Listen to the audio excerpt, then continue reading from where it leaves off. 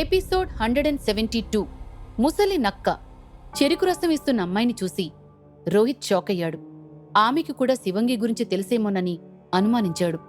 ఈ అమ్మాయి అనవసరంగా ముసుగు వేసుకుంది, లేదంటే తను ఎవరో మనం తెలుసుకునేవాళ్లం అని డిసప్పాయింటింగ్గా అన్నాడు విక్కీ.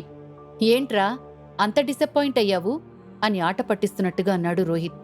అతడి ఉద్దేశాన్ని అర్థం చేసుకున్న విక్కీ రోహిత్ వైపు తార వైపు మార్చి మార్చి చూసి, రే అనవసరంగా నా కాపురంలో నిప్పులు పొయ్యకు అని భయపడుతూ అన్నాడు. టాపిక్ తన మీదికి రావడంతో సరే సరే, ఇంకా ఉత్సవాలు జరుగుతున్నాయా, లేదంటే ఆ అమ్మాయిని కనిపెట్టడానికి రేపొద్దున వెళ్దామా అని టాపిక్ని డైవర్ట్ చేసింది తార. రేపు మళ్ళీ ఆ అమ్మాయి వస్తుందో లేదో మనకి తెలీదు, ఉత్సవాలింకా జరుగుతూ ఉండొచ్చు, ఇప్పుడే వెళ్ళి తనెవరో తెలుసుకుందాం పదండి అని చెప్పి కారుణ్య నది దగ్గరికి బయలుదేరాడు రోహిత్.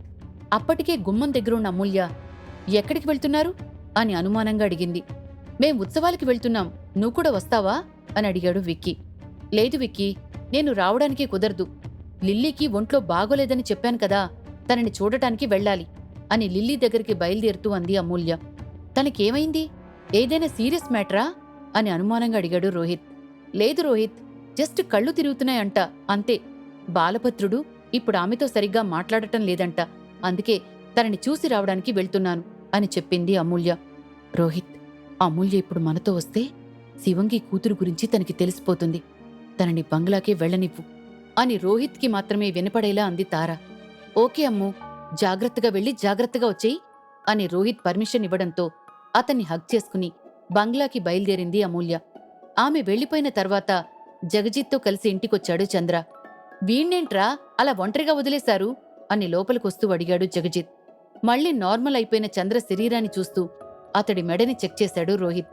ప్రస్తుతానికి చంద్రశక్తులు కంట్రోల్లో ఉండటమే మంచిది అని మనసులో అనుకుంటూ, ఇంకా ఉత్సవాలు జరుగుతున్నాయా జగజిత్ అని అనుమానంగా అడిగాడు రోహిత్. ఆ జరుగుతున్నాయి రోహిత్, ఇప్పుడు నేనక్కడ్నుంచే వస్తున్నాను అని చెప్పాడు జగజిత్.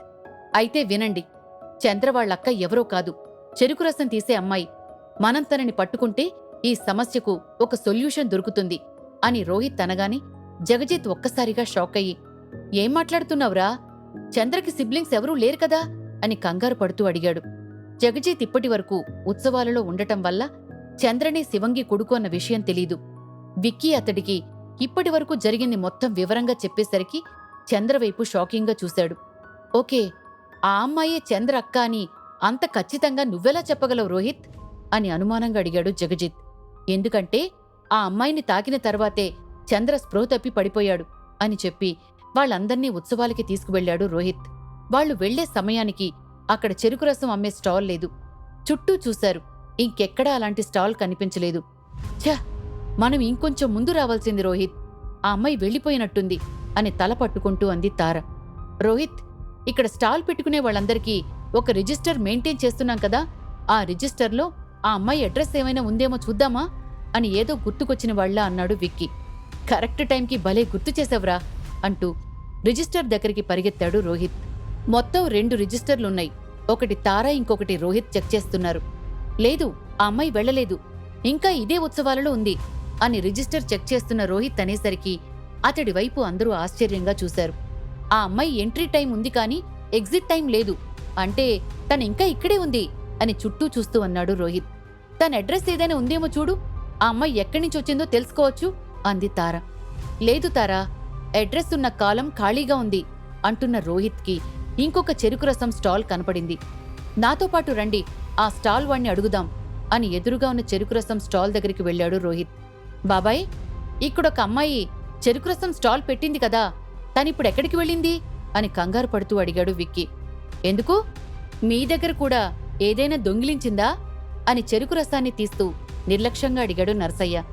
వాట్, తను దొంగ అని నోరు పెద్దగా తెరిచి ఆశ్చర్యపోతూ అడిగాడు రోహిత్.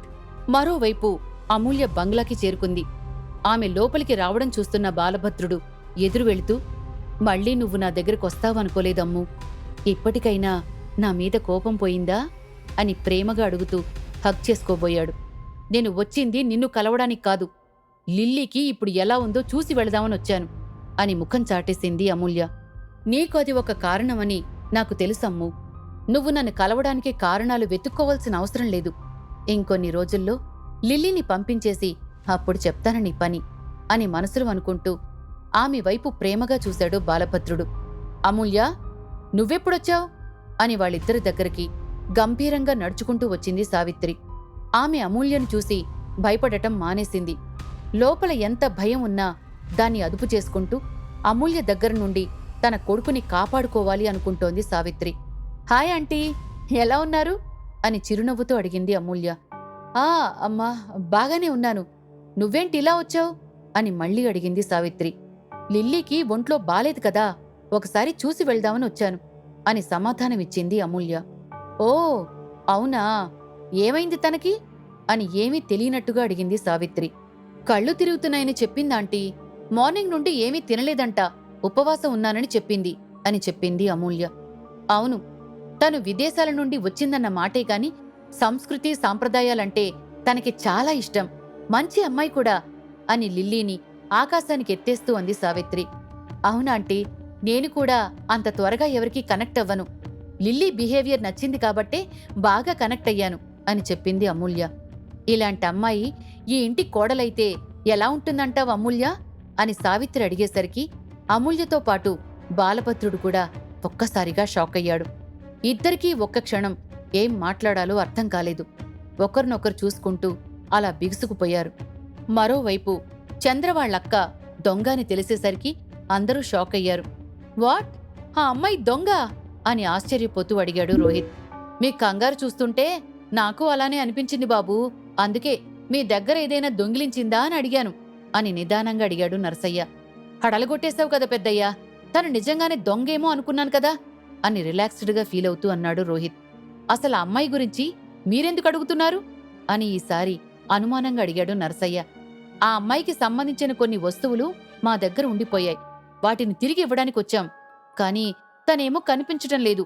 ఇప్పటి వరకు తన స్టాల్ ఇక్కడే ఉండాలి అని అబద్ధం చెప్పాడు రోహిత్.